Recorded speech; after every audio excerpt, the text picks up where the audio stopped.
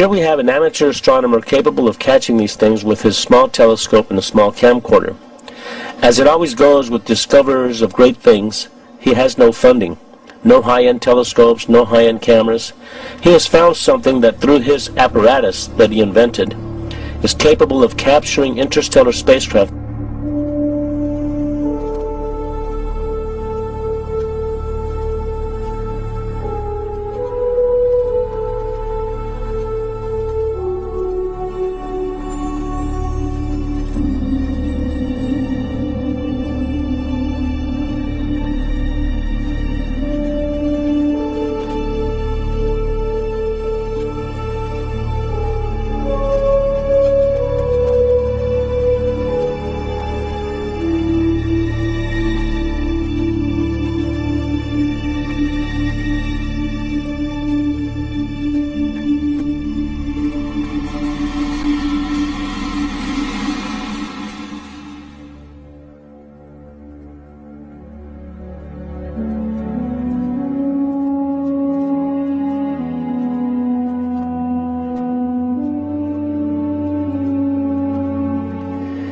If the starships that John Leonard Walson has captured in deep space are ours, then I am glad we have them out there protecting our planet. What they are protecting us from is thought-provoking, to say the least. These things are enormous. On the other hand, if they are not ours, I wonder who or what is operating them. There was a fear then that, of something out there. It became a very big concern. Asteroids, UFOs, people coming from other places. Paranoia was also there within the government. At certain levels, you could feel it. You knew it was happening. I noticed the satellites' positionings. I said, now this is supposed to be a system that tracks radar anomalies on Earth, right? You know, the whole thing, the movement. Yep, that's what it does. And he says, well, why are half of them pointed towards the outer space? Towards the moon, towards areas that are just blank space. Well, I don't know, was the reply. He says, never thought about it. He says, well, at least half of those satellites you got up there aren't looking at Earth. I said, what are they looking for? He says, well, you got to have need to know about that. I said, I see. In other words, who's coming? He says, we don't know. End of subject. Ever since I got involved with John Leonard Walson, I always now look at the Big Dipper in a totally different way. I can't wait to have people all over the world seeing them. The great thing about the interstellar starships is we know where they are.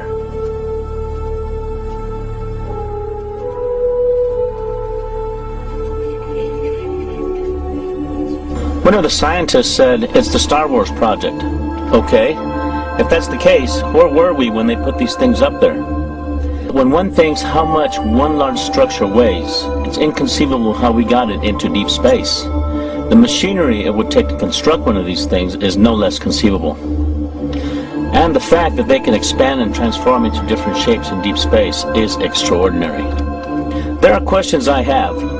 If they are man-made, then we must have technologies that are way beyond our comprehension. What kind of energy systems are being applied here? This is one big puzzle that has yet to be solved, or at the very least, acknowledged.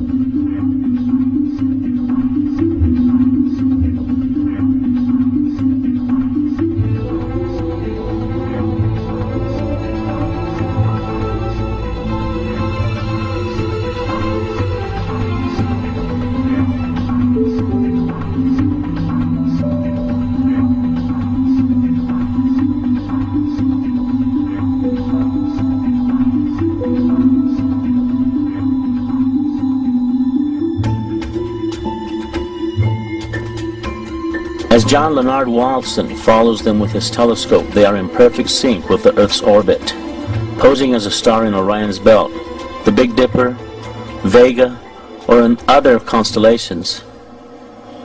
This means that perhaps if one structure is 2.5 light years away, it may be orbiting around Earth at millions of miles per hour.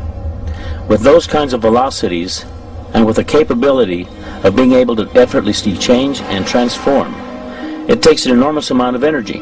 What kind of alloys are they made of that allows them to transform and retract at these velocities in deep space?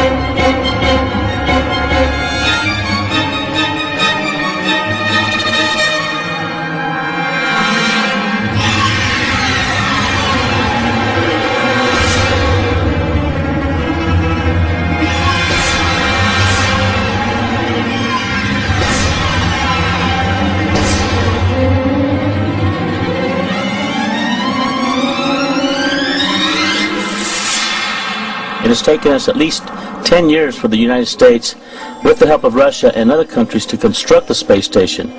And when you look at these huge structures that are in deep space, you just have to wonder, what are these things? Who inhabits them? There are rumors about secret projects where men and women have been sent into outer space as an exchange program. You need to think about this. We have wars going on right now here on Earth. Our planet is in turmoil. People of the Earth have no concept as to what reality is anymore. We are too busy fighting terrorists, too busy looking out for human enemies. Is something more sinister awaiting our planet? Are we under observation and under close scrutiny? We don't know what we are about to learn about the interstellar communities that are obviously among us, orbiting our planet in our immediate solar system. For the moment, we have barely tipped the iceberg.